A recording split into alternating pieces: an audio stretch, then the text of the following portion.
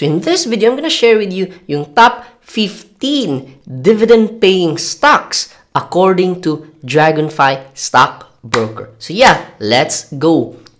Hi guys, Siplo here, and if you've been wanting to invest in mga dividend stocks pero confused ka which dividend stocks to choose, well, Dragonfly has actually released their D15 signature portfolio or what they call the Dragonfly Dividend Benchmark, kung saan they research ano yung top 15 dividend-paying stocks when it comes to consistently nagbibigay ng dividends, when it comes to maganda yung performance, when it comes to stability, at the same time, diversified, meaning mga dividend stocks in different sectors. Kaya in this video, I'm gonna share with you ano ba tong 15 dividend-paying stocks that they did the research. So instead na ikaw magre-research, they did it for you to help you get started sa dividend investing journey mo. So yeah, let's head over to the laptop and I'm gonna show you itong dividend portfolio by Dragonfly.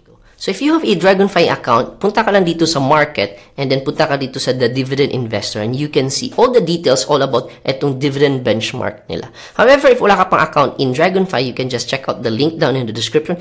Use my referral code and basically once you fund your account, you and I will get a rebate in return. So we can get up to 1,500 depending on the amount that you invest in. So yeah, again, you can support this channel. Check out yung referral link ko down in the description. Anyway, so, this is yung dividend portfolio page nila. So, dito makikita na your passive income journey starts here, all about dividend investing. In fact, meron silang passive income ebook. So, you can download this for free. Meron din silang podcast. And then, ito na yung sinasabi ko na Dragonfly Dividend Benchmark or yung D15 nila na signature portfolio. Anyway, later, I'm gonna show you how you can invest or how you can model itong portfolio na ito. So dito, if makikita natin, design for invest and forget strategy.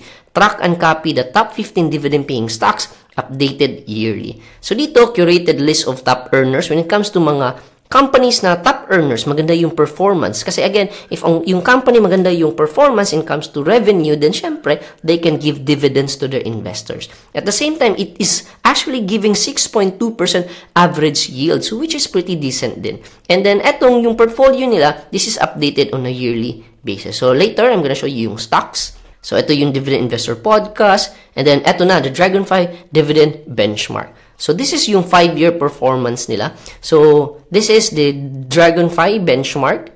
And then, ito naman is yung PSEI. So, this is the Philippine Stock Exchange Index. And if you can see, so, based dun sa computation nila, sobrang significant yung difference ni benchmark compared with the Philippine Stock Exchange Index. So, if you notice, like, for the past few years, nakastagnate lang yung index natin, di ba? But because of dividend investing, meron kasi dividends and you can reinvest it, kaya may growth siya. Kahit na stagnating yung market, because of the dividends, nag-grow pa rin yung funds mo. So, dito, why choose D15? So, pwede mo yung basahin, okay? So, dito, consistent dividend yield. Ito, balanced portfolio. Ito yung pinaka-nagustuhan ko is like, it's diversified. So, different sectors yung mga pinili nila.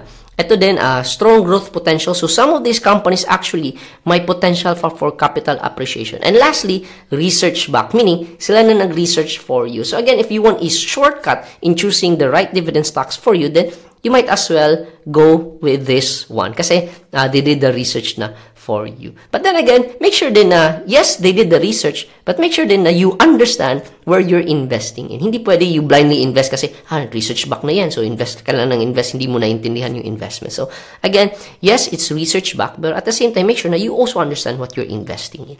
And eto na yung top 15 dividend stocks according to D15, Dragonfly Benchmark. Okay? So, eto na yung top 15. First one is Aboitiz Power.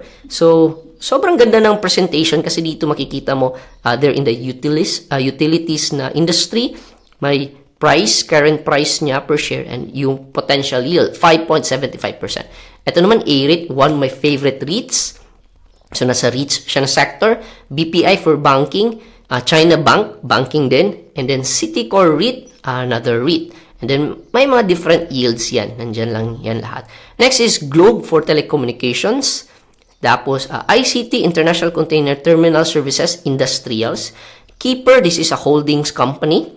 And then, LTG, holding company. Metrobank, this is banking. Okay. Meralco for utilities. Manila Water for utilities. OGP for mining.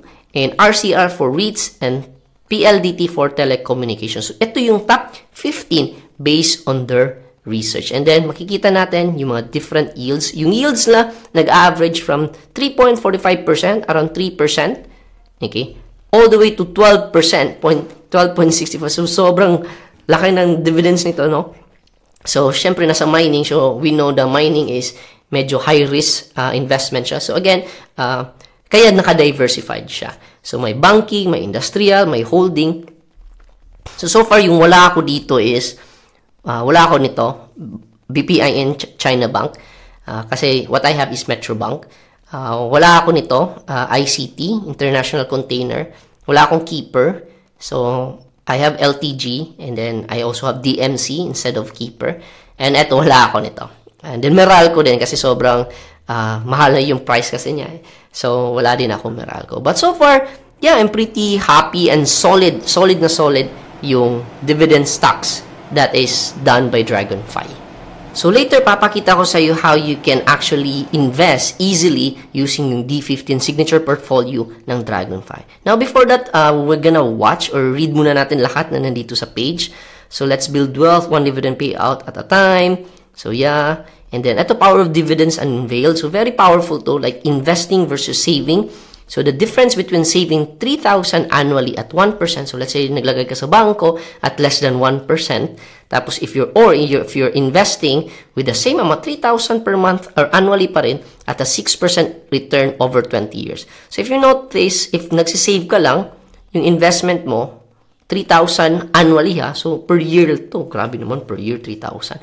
So, but anyway, so 61,500, so not bad pa rin for 20 medyo malit pala, no, for 20 years. But basically, ito lang, the difference between saving 61,000 if nagsisave ka lang sa bank, but if you invest it at a 6% return, instead of just being able to save 60,000, you'll have 110,000 pesos. Now, if medyo malaki-laki yung capital mo that you can invest in, ito naman is building la 1 million portfolio.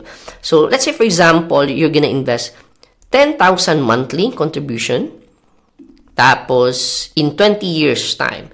So, dito, if you notice, sobrang laki. Mas mabilis na siya kasi malaki na yung capital mo. So, after 5 years, yung 10,000 per month mo, okay? So, nag-start ba siya with, okay, nag-start pala siya with 1 million. See how 1 million investment with 10,000 monthly contributions. Okay. So, after 5 years, 2.36 million na with annual dividends of 118,000. So, ito yung per month. After 10 years, so 4.85 million. So, ito na yung annual dividends, 20,000 per month. And then, after 20 years, naging 12 million na. Again, this is compounded. So, 624 yung annual dividends. And then, you'll at least get 50,000 per month in dividends. So, sobrang solid na yan na meron kang 50,000 per month in dividends. And then, ito naman, actually, si Dragonfly, meron silang dalawang dividend portfolio. Yung D15, that was the passive portfolio, meaning mag-invest ka lang and then you forget it. Ito naman si Dividend Harvest Strategy. This is their second dividend portfolio, which I will also gonna show you later. Ito man, this is actively managed. So, I've been receiving emails with Dragonfly na they bought this stock, they sold this stock, okay? So, they rebalance yung portfolio nila. Ito, this is actively managed.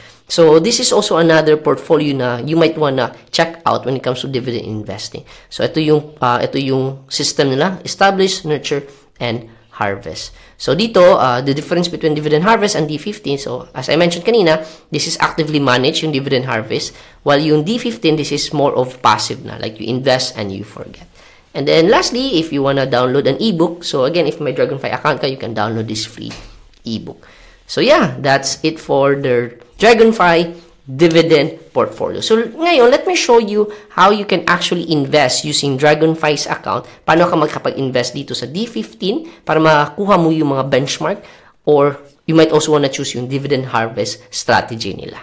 So, ngayon, you actually have two options. So, kanina pinakita ko na sa iyo yung top 15 dividend paying stocks through Dragonfly's research. So, what you can do first is dun, pipiliin mo yung top 15. So, you can choose to invest in all 15, or you can choose out of the 15, ano lang yung gusto mong investan. Or, second option naman is you use yung D15 Dragonfly signature portfolio nila. Kung saan, based dun sa portfolio nila, you can automatically choose ano ba yung best stocks to buy right away. And by the way, before I proceed, this is not sponsored by Dragonfly, ha? Like, I just really love what they're currently doing right now. So, when it comes to innovation, sobrang ganda ng when it comes to innovation. Compared with other stockbrokers, wala akong pinapatamaan, pero when it comes to innovation, Dragonfly is actually doing a pretty good job. So, ayun nga, yung second option, you can choose to follow yung Dragonfly's D15, yung dividend benchmark nila, or actually yung dividend harvest portfolio nila, yung strategy kung saan mas actively manage siya.